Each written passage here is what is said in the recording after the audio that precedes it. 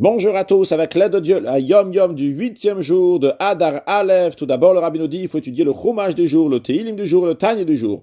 Puis le Rabbi raconte que l'Admour Azaken, le premier Rabbi de Chabad, Rabbi Shneur Zalman, qui était un disciple du Maggid de Mezrich, il a appelé un autre disciple, un jeune disciple du Maggid de Mezrich, et il lui a dit, comment il lui a dit? Il lui a dit en chantant, parce que c'était l'habitude du Admour Azaken lorsqu'il parlait, qu'il chantait.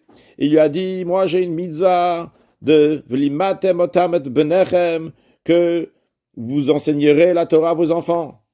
Toi, jeune homme, tu as une mitzvah de subvenir aux besoins de ta famille. Viens, on va faire un échange. Moi, je vais t'apporter le moyen d'accomplir ta mitzvah, de nourrir ta famille. Et toi, tu vas enseigner la Torah à mon fils. Son fils, le fils de Admour Azaken, c'est celui qui est devenu plus tard l'Admour Emtsai Rabbi Dovber. Ce jeune homme-là était intelligent. Il a compris qu'il a besoin de quelque chose de plus, à part le fait de nourrir sa famille. Il a dit au Admour Azaken, vous savez ce que vous devez me donner pour que je vais nourrir ma famille. Mais moi, j'ai besoin de savoir qu'est-ce que je peux donner pour le Veshinantam, pour enseigner à votre fils. Je dois savoir comment l'enseigner. Alors l'Admour Azaken lui a dit quelle est la méthode qu'il faut enseigner. Quand on commence à enseigner, on commence avec la première lettre de l'alphabet. La première lettre de l'alphabet, c'est un Aleph. Après le Bet, etc., on commence par les lettres de l'alphabet. C'est quoi un Aleph? C'est un pin téléphone Eiben, un pin téléphone Unten. C'est un point en haut, un point en bas, et au milieu, il y a un trait. Ça, c'est un Aleph. Alors, qu'est-ce que ça veut dire pour un enfant? Qu'est-ce que ça veut dire pour nous? Un enfant, il doit savoir que le Aleph de la Torah, c'est il y a un Yud en haut et un Yud en bas.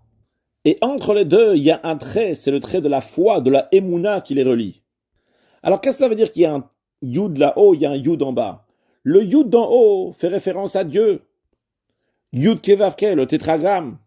L'Admour Azaken parle juste d'un pintele, d'un point, qui représente Dieu sans rentrer dans les détails.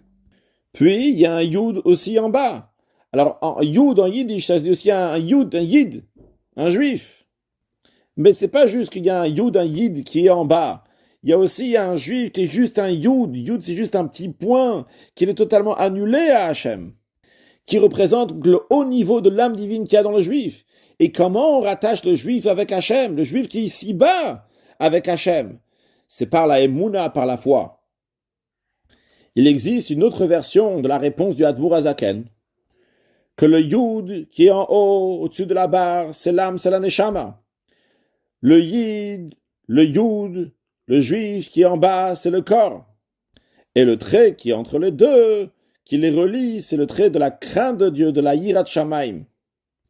Et quand on enseigne la Torah comme ça à un enfant, alors non seulement que lui il va être intègre comme il faut, mais aussi qu'il va influencer le monde, que le monde va devenir un réceptacle pour la divinité. Et par cela, il y a la force que dans chaque chose que le juif va avoir à faire, on va ressentir le Aleph de Anochi Hashem Elokecha, je suis l'Éternel ton Dieu, qui donne la force pour attacher le spirituel avec le matériel avec le spirituel, comme on va voir tout ça concrètement très prochainement avec la venue de Mashiach Now, un excellent Yom.